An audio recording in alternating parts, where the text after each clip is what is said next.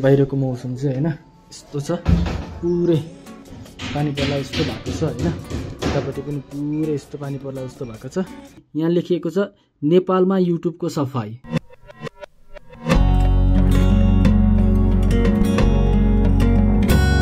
So hello and नमस्ते everyone, I hope सबैजना सन्चै हुनुहुन्छ होला।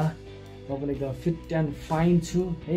सो आजको भिडियो चाहिँ हैन म तपाईहरुलाई बाहिर गएर हामीले मोटो ब्लगिङ गर्दै गफ गर्ने आजको मौसम छैन हैन, बिकज पुरै पानी पर्ला जस्तो भएको छ है। र पानी पर्ला जस्तो भएको केसमा चाहिँ बाहिर गएर भिडियो बनाउन सम्भव पनि छैन र बादलहरू पुरै कालो भइसकेको छ हैन, कतिखेर पानी पर्छ भन्ने टुङ्गो नै छैन। सो त्यही भएर आजको भिडियो चाहिँ हामी हैन बाहिर नगएर हामी घरभित्रैबाट हैन हामी भिडियो बनाउँछौँ। 30 डे 30 भिडियो च्यालेन्ज हो हैन, जुन मैले एनीहाउ कम्प्लिट गर्नुपर्छ। सो त्यही भएर आजको भिडियो चाहिँ थोरै इन्फर्मेटिभ वाला भिडियो हुन्छ हैन। त्यही भएर बाहिरको मौसम म तपाईहरुलाई देखाउँछु। सो बाहिरको मौसम चाहिँ हैन यस्तो छ, पुरै पानी पर्ला जस्तो भएको छ हैन। यतापट्टि पनि पुरै यस्तो पानी पर्ला जस्तो भएको छ एन्ड त्यहाँनिर मेरो बाइक छ। सो त्यही भएर आजको भिडियो चाहिँ हामी बाहिर अभियसली बनाउन सक्दैनौँ हैन। सो त्यही भएर आजको भिडियो हामी थोरै इन्फर्मेटिभ भिडियो बनाउने छौँ, जुन चाहिँ हालसालै तपाईहरुले न्युज सुन्नु भएको छ कि छैन हैन। बिकज युट्युबले हैन अ लट अफ भिडियोहरू डिलिट गरेको छ है, अ लट अफ च्यानलहरू पनि डिलिट गरेको छ हैन।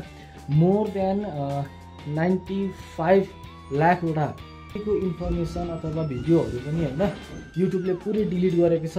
And what is the reason behind that हो। सो आज हामी यही बारेमा गफ गर्नेछौँ, because if you are also a content creator तपाईँलाई पनि यस बारेमा थाहा हुनुपर्छ है। सो के भायोलेसन अथवा के कुराले गरेर चाहिँ हैन युट्युब च्यानलहरू डिलिट भयो हो, के कारणले गरेर युट्युबमा अपलोड गरिएका भिडियोजहरू डिलिट भयो। र इभन दो युट्युबले अहिले के गरिरहेको छ भनेदेखि युट्युबले एआई डिटेक्सन पनि गरिरहेको छ अहिले, जसले गर्दाखेरि उनीहरूलाई whether the content that you are making है, जुन तपाईँले बनाइरहनु भएको छ कन्टेन्टहरू, त्यो चाहिँ अथेन्टिक छ कि छैन, त्यो चाहिँ तपाईँले बनाएको भिडियो ओरिजिनल हो कि होइन भनेर पनि एआई डिटेक्सनको लागि होइन युट्युबले अ लट अफ कामहरू गरिरहेको छ। सो आज हामी यसै विषयलाई लिएर कुरा गर्नेछौँ। सो द फर्स्ट थिङ म तपाईँहरूलाई होइन कम्प्युटरको स्क्रिनमै म देखाउन चाहन्छु होइन, जुन चाहिँ 2024 को कुरा हो है। सो यहाँनिर म तपाईँहरूलाई देखाउँछु, यहाँ हेर्नु है, यहाँ लेखिएको छ नेपालमा युट्युबको सफाई हो। सो सन् 2024मा युट्युबले 2,23,000 भन्दा बढी भिडियोहरू हटाएको छ। अक्टोबर डिसेम्बर अवधिमा मात्रै 64,264 भिडियोहरू मेटाइएका छन्। कम्युनिटी गाइडलाइन्स उल्लङ्घन प्रमुख कारण हो। भिडियो हटाउने देशहरूको सूचीमा नेपाल 21 औं स्थानमा परेको छ। सामग्री उत्पादकहरू सचेत हुनुपर्ने विज्ञहरूको सुझाव छ। भन्नुको मिनिङ हो योबाट तपाईहरु प्रष्ट भइसक्नु भयो हैन। तपाईले बनाएको भिडियो पुरै नै अथेन्टिक हुनु पर्यो हैन। एआई सँग हेल्प लिएर तपाईले आफ्नो रिसर्च गरेर अथेन्टिक भिडियो बनाउनु भयो भने that is the best thing है। तर गाइडलाइन्सलाई नै फलो नगरिकन है, गाइडलाइन्सको भाइलेन्स अथवा गाइडलाइन्सको अगेन्स्टमा गएर तपाईले भिडियो बनाउनु भयो, अथवा तपाईले फल्स इन्फर्मेसन प्रोभाइड गर्नुभयो, अथवा तपाईले भनौं न कसैलाई हुन्छ नि अलिकति गलत इन्टेन्सनको हिसाबको भिडियो बनाउनु भयो भनेदेखि तपाईको च्यानल अथवा तपाईको भिडियो दुईटै नरहन सक्छ। सो त्यो केसमा तपाईले एकदम अथेन्टिक भिडियो बनाउन जरुरी छ है। सो अब त्यसको लागि चाहिँ हामीले गर्नुपर्ने सुधारहरू अथवा हामीबाट गर्नुपर्ने कुराहरू चाहिँ के हो त। सो युट्युबले विभिन्न कारणहरूको कारणले गरेर हैन उसले युट्युबमा भएका भिडियोजहरू मेटाउँदै आइरहेको छ। यो के कारण हो र कति क्रिएटर्सहरूलाई यो समस्या भोग्नु पनि परेको छ। सो धेरै कन्टेन्ट क्रिएटर अथवा युट्युब क्रिएटर्सहरूले केसम्म पनि भनेका छन् भने उनीहरूको च्यानल कुनै पनि चेतावनी नदिकन हटाइयो पनि भनिएको छ। र यसको कारण विभिन्न हुन सक्छ र कारणहरू कपिराइट पनि हुन सक्छ, स्प्याम पनि हुन सक्छ र युट्युबको पोलिसी गाइडलाइन्स पनि उल्लङ्घन भएको हुन सक्छ। र मेरो question, are you facing the same problem? या तपाईहरूले पनि त्यस्तै गतिविधिहरू फेस गरिराख्नु भएको छ? र अर्को कुरा, युट्युबले दिएको गाइडलाइन्स र युट्युबले दिएको जति पनि रुल्सहरू छ त्यो एकदम स्पष्ट छ। र यदि तपाईँले च्यानलमा कुनै पनि उल्लङ्घन गर्नु भएको छैन भने र यदि त्यस्तो कुरा पाइएको छ भने तपाईँको युट्युब च्यानल एकदम सेफ छ, केही पनि हुँदैन। तर यदि तपाईँको युट्युब च्यानलमा तपाईँले हालेका पोस्टहरू, तपाईँले हालेको कन्टेन्टहरूमा कपिराइट भायोलेसन छ, स्प्याम गतिविधि चलिरहेको छ अथवा स्प्याम गतिविधि भएको छ र युट्युबको गाइडलाइन्स उल्लङ्घन भएको छ भने इन द्याट केस तपाईँको च्यानल डिलिट हुन सक्छ। आज या भोलि या पर्सि भनौँ तपाईँको च्यानल डिलिट हुन सक्छ। र यसको अलावा पनि अब युट्युबले के गरिरहेको छ भनेदेखि युट्युबले आर्टिफिसियल इन्टेलिजेन्स प्रणालीको माध्यमबाट है, सो आर्टिफिसियल इन्टेलिजेन्सको टेक्नोलोजीको मिडियम बनाएर युट्युबले फेक गतिविधिहरू, स्प्याम र डुप्लिकेट च्यानलहरूलाई आइडेन्टिफाई गरेर उसले त्यो च्यानलहरू पर्मानेन्टली टर्मिनेटेड डिलिट गर्दैछ। तर यी सब गतिविधिले तपाईँको च्यानल र तपाईँको कन्टेन्ट क्रिएटरको काममा असर पार्न जान्छ कि जाँदैन? यदि तपाईँको च्यानल मेटिएको छ भने अथवा तपाईँको च्यानल डिलिट भएको छ भने तपाईँले युट्युबलाई अपिल गर्न सक्नुहुन्छ।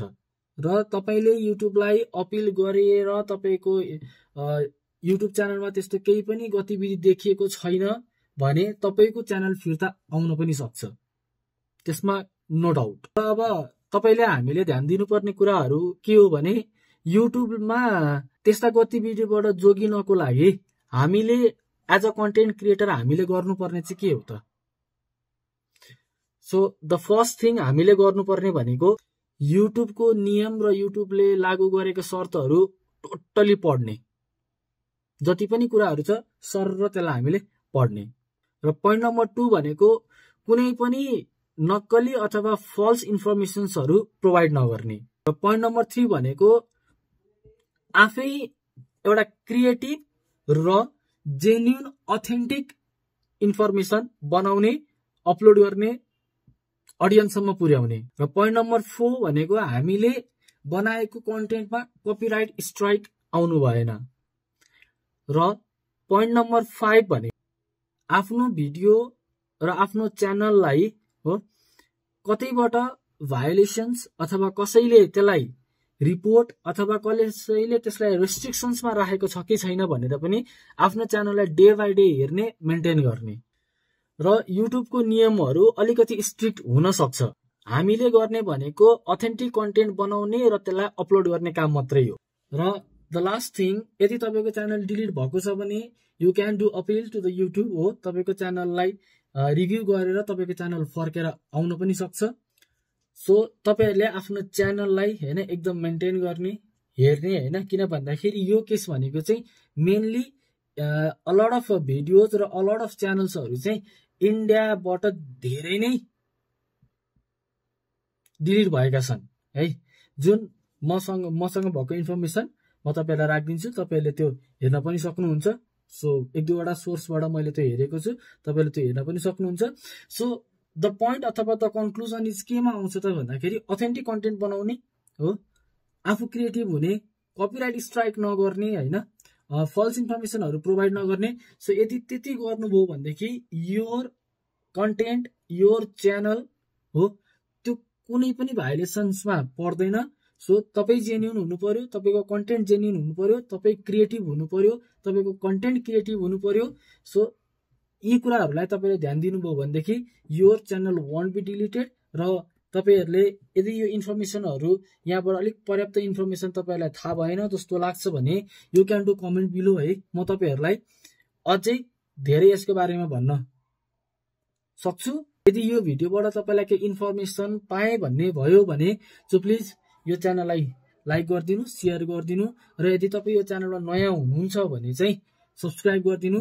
र मैले आफूले थाहा पाएको कुरा र मैले आफूले बुझेको कुराहरू तपाईँहरूलाई बुझाउन ट्राई गरेँ। सो तपाईले पनि यस बारेमा अरु विविध जानकारी लिन मन छ भने तपाईले अ लट अफ डिफरेन्ट पोर्टलहरुमा तपाईले गएर यो इन्फर्मेसनहरु पनि हेर्न सक्नुहुन्छ। सो टिल देन तपाईहरुले इन्फर्मेसन पनि हेर्नुस्, कलेक्ट गर्नुस् if you are a content creator है। सो टिल देन आजको भिडियोलाई हामी इन गर्छौं र भोलिको भिडियोमा हामी मस्तसँगले बाइक चलाउँदै हामी सर्र भेट्छौं है। So till then live a life, live a dream, boom.